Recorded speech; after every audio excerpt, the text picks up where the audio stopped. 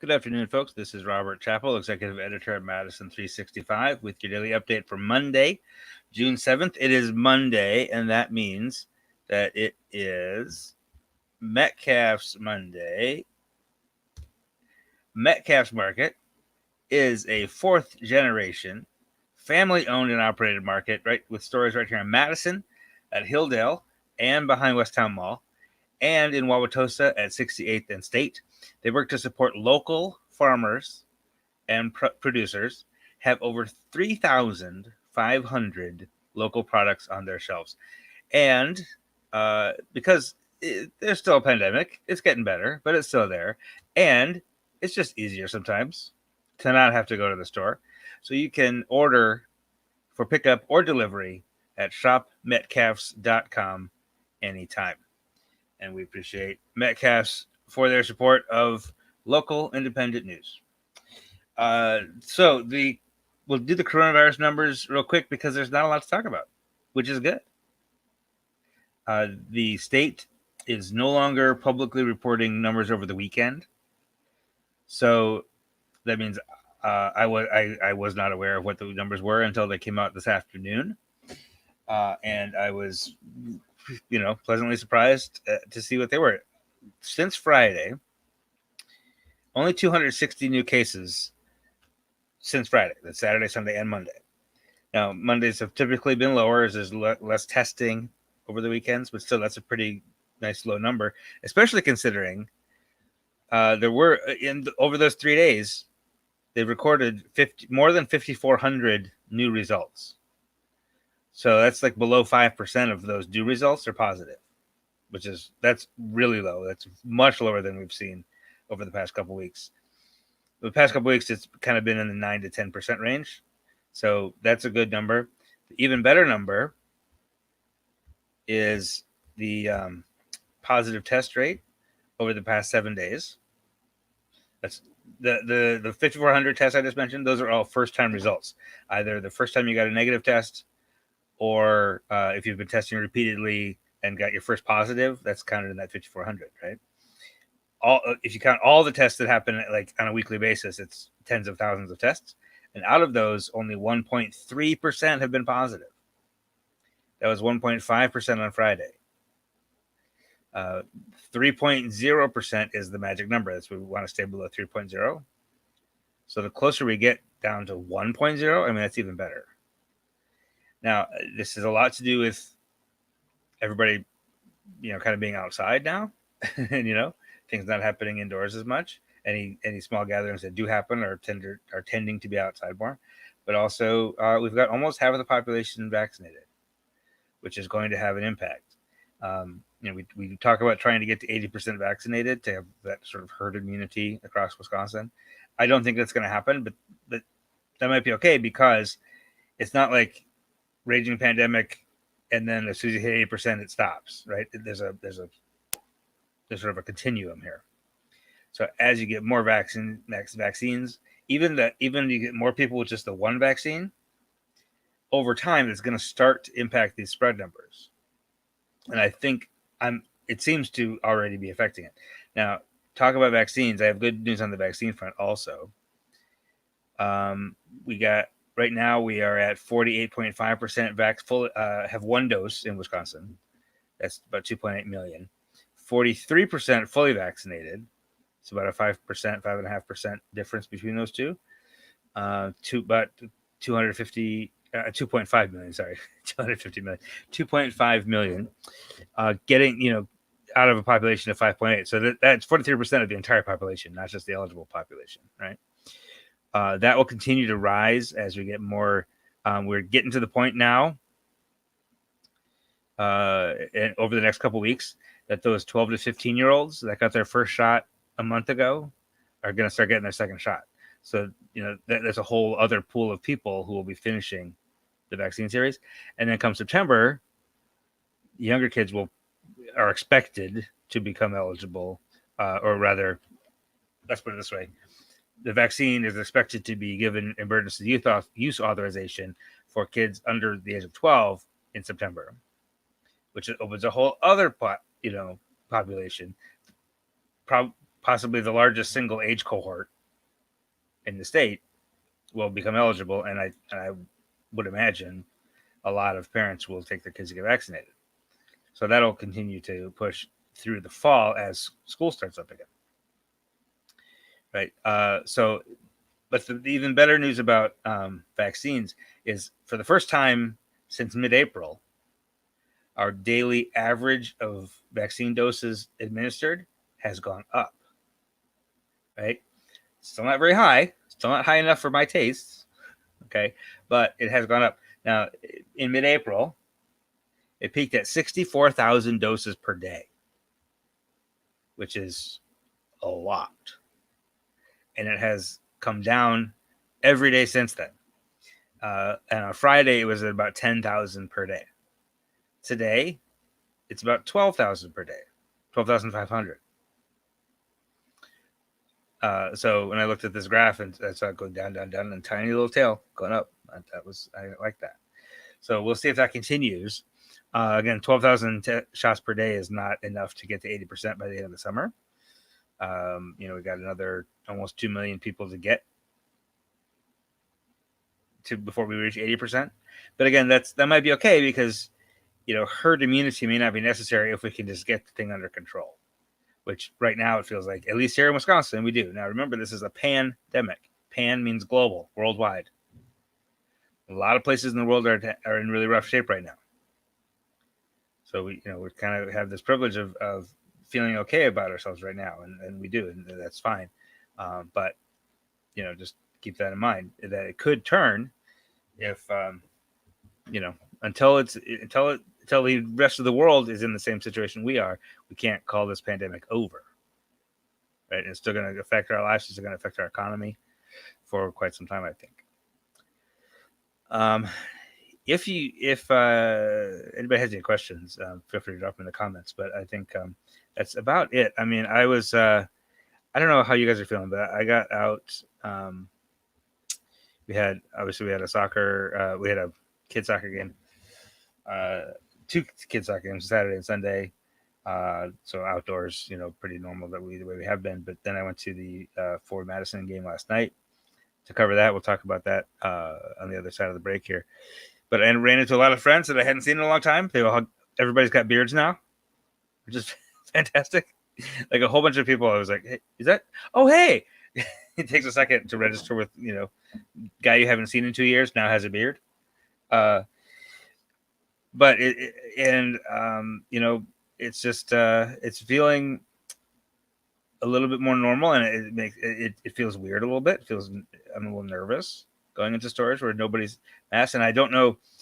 And what's funny is I went to Costco on Saturday, and there's people who, like, half the people are wearing masks, half are not, which is very different than it was just a couple weeks ago.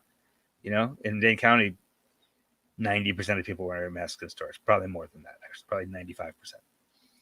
So now it's down to like half, and you're wondering, of those people who are not wearing masks, either they're super responsible, super science-believing people who went and got vaccinated, or they're like the worst kind of person who thinks this is all a hoax. And you hate to think that about people. You try to make judgments about people, and I didn't want to do that, but I'm just I'm kind of improving here on the sort of how this feels right now, because I think it's important to touch base and kind of talk through this, because we're any massive societal change like this, we can't just pretend it's normal. Shutting down in March last year didn't feel normal. Coming back, emerging from this doesn't feel normal. I think it's okay to touch base. I think it's okay to feel weird, and it's okay to kind of not understand how we feel sometimes. Jamie asks, what were the positive numbers? I can tell you the number of positive cases. This is since Friday, and anybody else is listening who missed it. 260 new cases since Friday. So Saturday, Sunday, Monday combined, 260 new cases out of about 5,400 new test results. And the total positive test rate for 7 days is all the way down to 1.3%. So pretty good news all around. Now, the one other thing that still bothers me a little bit is we're reporting 11 fatalities today. Since Saturday, Sunday, since Friday, the total death toll has gone up by 11. But the state is still is still reporting only like 2 deaths per day. So obviously these are fatalities that took place weeks or months ago and are just now being reported. So it's not concerning. It's kind of annoying that the death toll keeps going up by double digits. And we know that's not the reality in the ground, but these are people who passed away whose deaths were not properly counted months ago. And I don't love that, but that's the situation we're in. We're just catching up from all this, all the crush of data we had last fall. All right, that is the extent of the coronavirus information for today. I have lots more news to talk about, including a new football coach at Madison West. Some people are upset about the University of Wisconsin. I got a great podcast recommendation for you, so stick with us. We'll talk soccer. We'll talk some local sports as well. Stick with us. We'll be back right after this word from UW Health. Don't scroll away. Here in the Midwest, community is important. Having a healthcare system that's looking out for us, that's actively addressing the racial disparities in healthcare is important. When we can get good quality care, we can do more. We can achieve more. We can be the kind of community we want to be, and that's really important. UW Health. Remarkable medicine. Remarkable care. All right, if you are a podcast listener, and you should be, check out today's Black Oxygen. Christopher Kilgore is a friend of ours. He works at EW. He's the head. I apologize for not remembering his technical title, but he runs a program called the IT Academy. It's an IT Academy for Indigenous students. The UW has partnerships with a handful of Wisconsin's recognized Indigenous nations to get students into IT, programs at the UW. And Christopher runs that. He's Indigenous, but he's also Black, and is a guest on Black Oxygen. Angela is turning to a third season of Black Oxygen, focused on exploring Wisconsin. The first season was basically just getting to know people. The second was kind of about Black love. This third season is about exploring, being outdoors, exploring all the places in Wisconsin, and sort of encouraging Black folks to be outdoors, because there aren't enough. I go camping a lot with my kids, and they are the only brown kids camping. So this whole season is about that. And so Christopher is one of the best people to talk to about that. He runs an organization called Color in the Outdoors.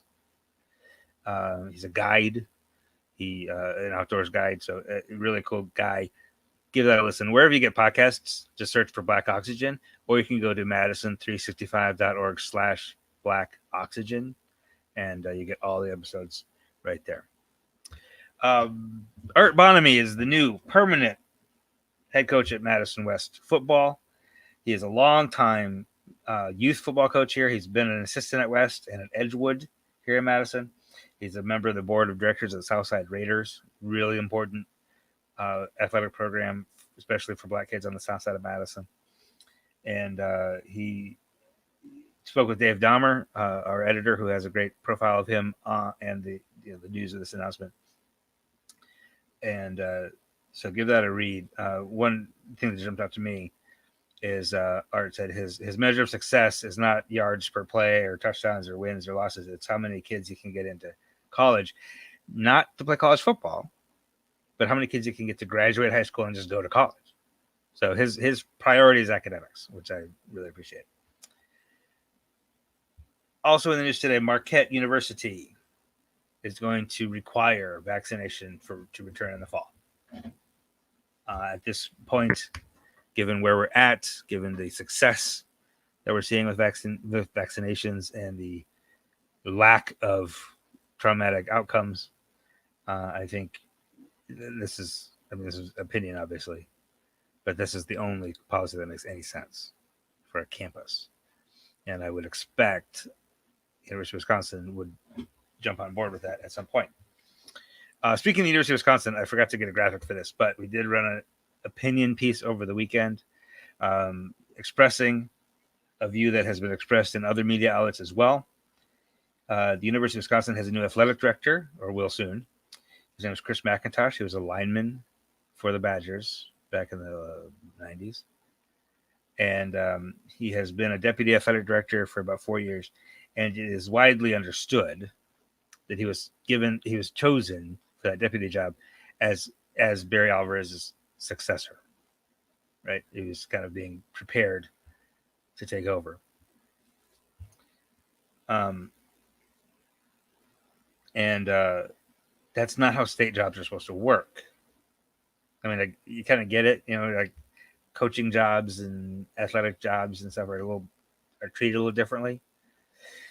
But it's a state job, and you're supposed to go through a process of, putting out applications and scoring them. And there's a very rigorous process for this. And the Black Leadership Council here in Dane County, spoken for by Ruben Anthony from the Urban League, is upset about this process. Everybody says they love Chris McIntosh. He's going to do a great job, et cetera, et cetera. But note that there has been a lot of turnover among Black staff at the athletic department, and wonder if there could have been a better and more transparent process to at least get some Black folks to feel like they were, like, a Black person might have been considered for this job. There was one woman finalist, but I'm pretty sure all the finalists were Black, or were white rather. So anyway, that's the opinion of, not of Madison365, but of the Black Leadership Council of Dane County, that they could have done a process a little better at least. All right, moving on to another sports-related topic for Madison.